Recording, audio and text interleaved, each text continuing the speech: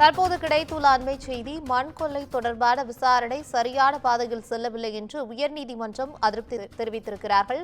கோவை வனப்பகுதியில் நடக்கும் மண் கொள்ளை தொடர்பான விசாரணை சரியான பாதையில் செல்லவில்லை என்று கூறியிருக்கிறது உயர்நீதிமன்றம். இதுகுறித்த கூடுதல் தகவல்களை தருவதற்காக தலைமை செய்தியாளர் சிவா இணைப்பில் இருக்கிறார்.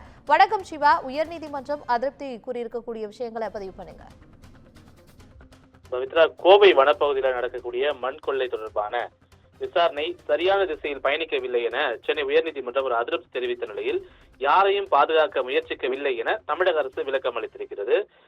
கோவை வனப்பகுதிக்கு அருகில் சட்டவிரோதமாக மண் அள்ளப்படுவதை தடுக்க எடுத்த நடவடிக்கைகள் குறித்து விரிவான அறிக்கையை தாக்கல் செய்ய தமிழக அரசுக்கு சென்னை உயர்நீதிமன்றம் உத்தரவு பிறப்பித்திருக்கிறது. இந்த வழக்கு நீதிபதிகள் சதீஷ்குமார் மற்றும் பரத சக்கரவர்த்தி ஆகியோர் கொண்ட அமர்வுல இன்று மீண்டும் விசாரணைக்கு வந்தபோது ஏற்கனவே பிறப்பிக்கப்பட்ட உத்தரவில் கனிம வளத்துறை ஆணையர், மாவட்ட வன அதிகாரி, கோவை டிஎஸ்பி, கனிம வளத்துறை உதவி இயக்குநர் ஆகியோர் நேரில் ஆஜராகியிருந்தனர். காவல்துறை விசாரணை குறித்த அறிக்கையை தாக்கல் வழக்குல தாக்கல் செய்யப்பட்டிருந்தது. அரசு தரப்பில் ஆஜரான கூடுதல் தலைமை வழக்கறிஞர் ரவீந்திரன் இந்த விவகாரம் குறித்த அறிக்கை தயாராக உள்ளது என்றும் சில விவரங்களை சேர்க்க வேண்டியுள்ளதால் அவகாசம் வேண்டும் என்றும் கோரிக்கை முன்வைக்கப்பட்டது.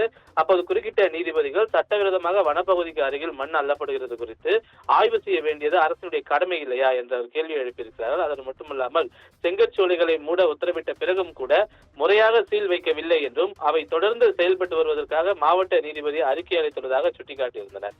மேலும் வனத்துறையினர் தொடர்பாக கடிதம் எழுதியும் மாவட்ட ஆட்சியர் உத்தரவு பிறப்பித்தும் மண் எடுக்கப்படுவதை தடுக்கவில்லை என்றும் டன் கணக்கில் மணல் எடுக்கப்பட்டதால் அழிந்து போன அந்த பகுதியை மீண்டும் கட்டமைக்க முடியுமா என்றும் கனிம வளத்துறை ஏன் நடவடிக்கை எடுக்கவில்லை எனவும் நீதிபதிகள் சரமாரியாக கேள்வி எழுப்பியிருந்தனர். இதற்கு பதிலளித்த தமிழக அரசினுடைய கூடுதல் தலைமை வழக்கறிஞர் யாரையும் பாதுகாக்க அரசு முயற்சிக்கவில்லை என்றும் பொறுப்பை தட்டி கழிக்கவில்லை என்றும் மாவட்ட நீதிபதியினுடைய அறிக்கைக்கு விரிவான பதில் அறிக்கையை தாக்கல் செய்த பிறகு நீதிமன்றம் பிறப்பிக்கக்கூடிய உத்தரவிற்கு கட்டுப்படுவதாகவும் குறிப்பிடப்பட்டிருக்கிறது. மனுதாரர் தரப்பில் சமூக விரோதிகள் தாக்கியதில் மனுதாரருக்கு கண் பார்வை பறிபோய்விட்டது என்றும் கடந்த 2022 முதல் இந்த விவகாரம் தொடர்பாக புகார் அளித்து வருவதாகவும் மாவட்ட நீதிபதி ஆய்விலிருந்து விடுபட்ட இடங்களை ஆய்வு செய்ய வேண்டும் எனவும் கோரிக்கை விடுக்கப்பட்டிருந்தது.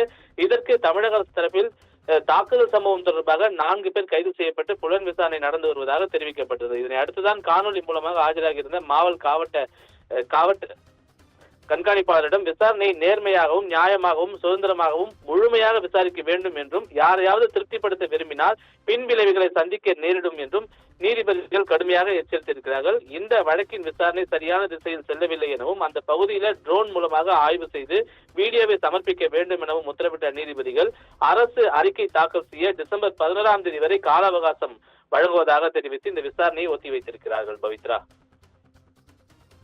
தகவலுக்கு நன்றி சிவா.